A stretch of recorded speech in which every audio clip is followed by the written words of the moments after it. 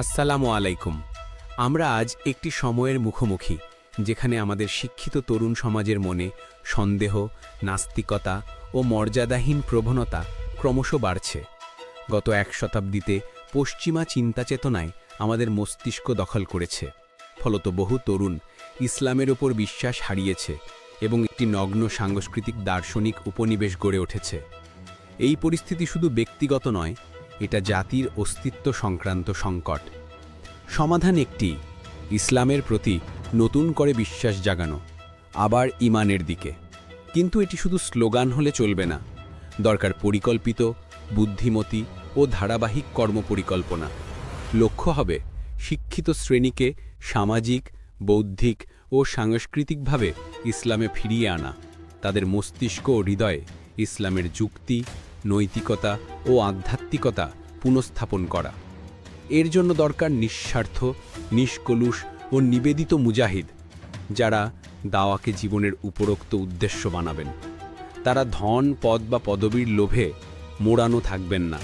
তাদের কাজ হবে সততা, নম্রতা, উচ্চ নৈতিকতা ও আত্মত্যাগের মাধ্যমে মানুষকে আকর্ষিত করা। দাওয়া হবে বন্ধুত্ব, কথোপকথন, ব্যক্তিগত সম্পর্ক ও কার্যকর সাহিত্য দিয়ে, না যে কারোর বিরুদ্ধে তাগাড়া বা তিক্ততা ছড়িয়ে।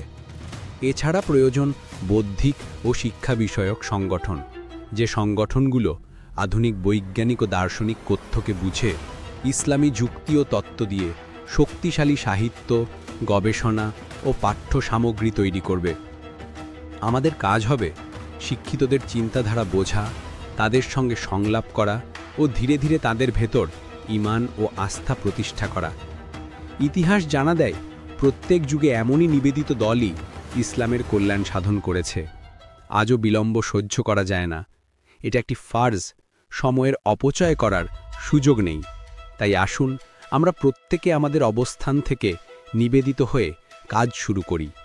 ব্যক্তিগত সচ্চরিত্র, যুদ্ধ, আন্তরিক দাওয়া ও জ্ঞান বিকাশের মাধ্যমে তরুণ সমাজকে ফিরিয়ে আনতে সহযোগী হই। জায়েদার আল্লাহ আমাদের সহায় হন। ওয়াসসালাম।